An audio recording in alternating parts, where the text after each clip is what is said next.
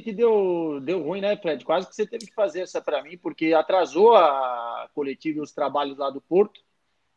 E aí quase encavalou uma na outra, mas a gente conseguiu bater um papo com o Diogo Jota por Zoom. Boa. Eles ainda estavam na Inglaterra. Diogo Jota que evoluiu muito nas entrevistas. Ele era muito tímido e agora já está um pouco mais solto. Inclusive, acho que reflete também no campo, né? Porque ele também era bem tímido aqui no Porto. Ele jogou no Porto na temporada 2016-2017. Começou, acho que no Paços de Ferreira, se eu não estou enganado. Aí foi para o Atlético de Madrid, emprestado para o Porto. Depois foi para o Liverpool. Teve uma passagem pelo Wolverhampton, na verdade, na Inglaterra antes disso, né? Muito bem. E por isso que ele foi contratado pelo time do Klopp. O Klopp rasgou ele de elogios impressionantes. E eu acho que, assim, é Diogo Jota no comando do ataque. Hein? Diogo Jota, Salah e Mané. Eu acho que o Firmino vai rodar nessa. O Firmino tá voltando de lesão, né? Ele entrou no jogo passado contra o Brentford no segundo tempo, mas o Jota marcou, tá aí como um dos vice-artilheiros do time, né? O Salah tem 6, ele tem 3. O Mané acho que tem 3 também, né? O Jota tá começando bem. Agora, ele perde gol também, né? Essa temporada ele tá perdendo alguns gols. Ele poderia ter um número maior, ele tem tido muitas chances. Na seleção também o Ronaldo critica muito. Aliás, eles dizem aqui em Portugal que tem um pouco de rixa entre o Cristiano Ronaldo e o Diogo Jota, porque o Diogo Jota é um cara que tenta sempre definir a jogada. Ele tem essa característica por personalidade e perfil como jogador. A gente até vai falar isso um pouquinho mais adiante, mas o Cristiano Ronaldo é aquele cara que, para ele, o companheiro que está do lado dele tem que levantar a cabeça e tentar meter a bola nele. E na Eurocopa, por exemplo, teve um gol, eu não vou lembrar o jogo, mas teve um lance crasso que o Diogo Jota não olha para ninguém, chuta, erra e o Cristiano Ronaldo está livre do lado dele. O Cristiano Ronaldo fica uma arara. Não sei se vocês estão lembrados desse jogo aí, mas enfim. Eu lembro.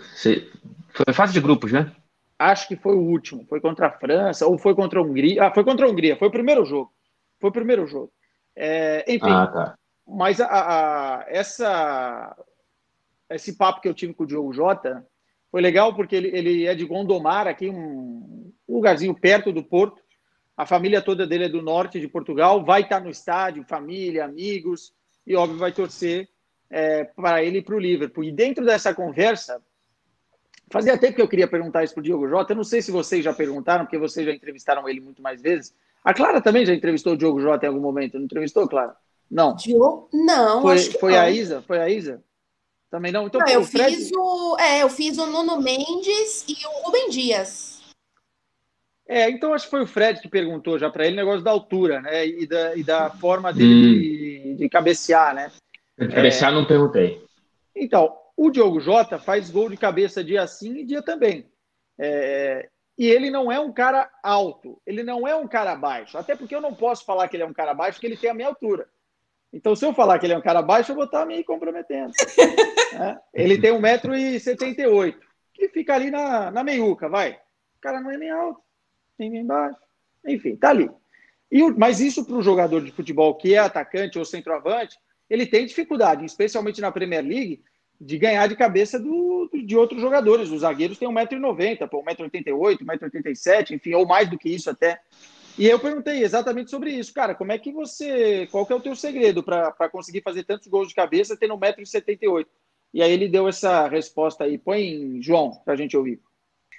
Eu queria saber e queria arrancar de você qual é o segredo para, mesmo não tendo a estatura de jogadores que fazem muitos gols de cabeça normalmente, qual é o segredo para que você consiga ter essa efetividade que você tem nesse quesito? Gols de cabeça, porque parece que todo jogo você encontra uma maneira de fazer um golzinho de cabeça.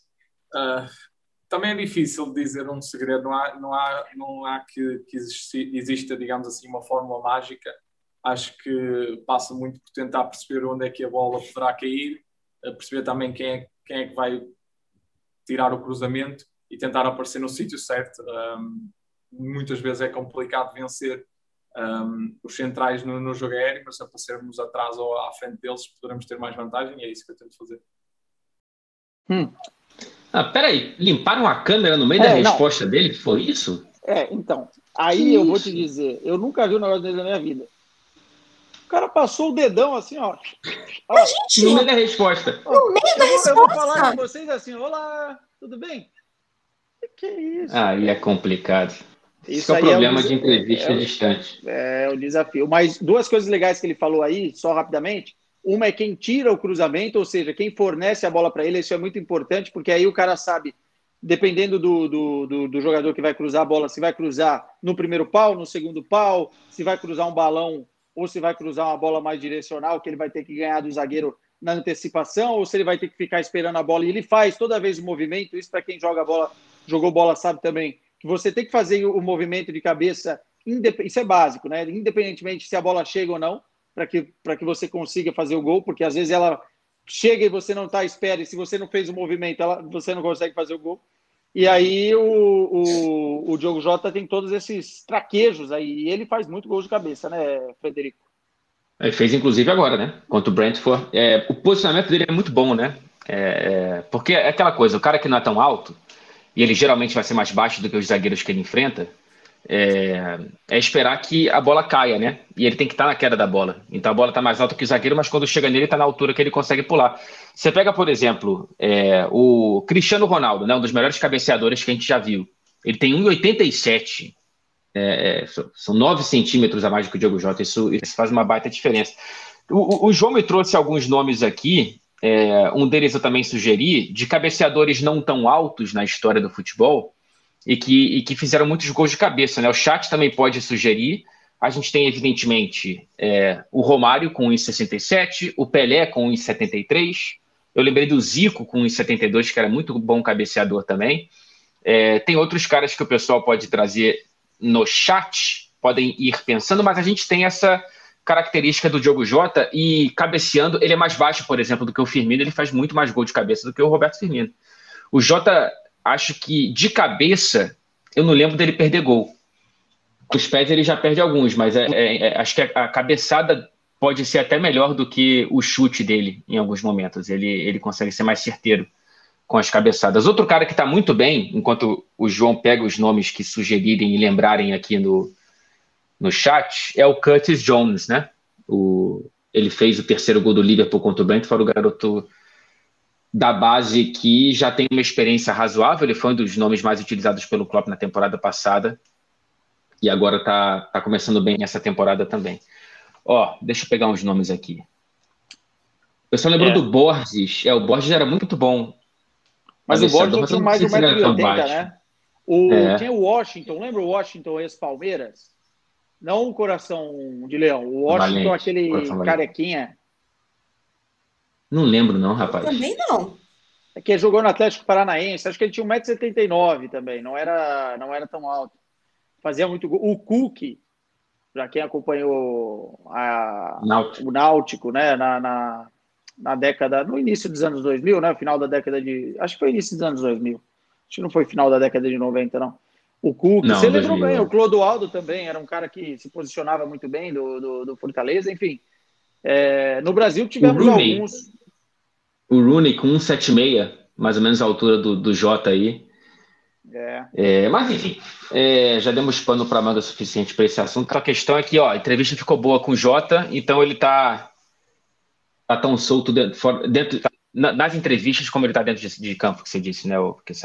E agora vamos ver, né? Porque assim, o Liverpool chega aqui, só para dar uma contextualizada, tem um histórico recente de confronto que o Liverpool é o algoz do Porto, né? O Porto consegue, por exemplo, fazer frente à Juventus numa Liga dos Campeões, e aí mais na superação até no que no próprio plantel, no que tem ao seu dispor, fazer frente a um Chelsea. Porto ganhou do Chelsea. Taremi, que eu digo, golaço mesmo. Pau! Acho que foi eleito o gol da Champions, né? Da última edição. Foi eleito o melhor gol da Champions. E com razão. Dificultou a vida do Manchester City, perdeu na Inglaterra, mas empatou no Estádio do Dragão. Só que quando é o Liverpool, o bicho pega. O Liverpool, as últimas duas vezes que esteve aqui, 2018 e 2019, uma enfiou 5-0 e na outra enfiou 4-1. Então, esse foi o tema das coletivas de imprensa. Assim, será que o Liverpool é aquele time que consegue desequilibrar essa equipe do Porto, que é tão boa defensivamente? Isso que a gente vai ver. Ou será que o Porto conseguiu evoluir, especialmente na última Champions, né? E são jogadores já calejados que vão conseguir parar o Liverpool. Então, a expectativa desse tipo de comportamento amanhã no Estádio do Dragão, até porque é o grupo da morte, até porque, né, Clarinha? Nesse grupo, quem ficar perdendo muito ponto vai dançar e capaz de não pegar nem a Europa League.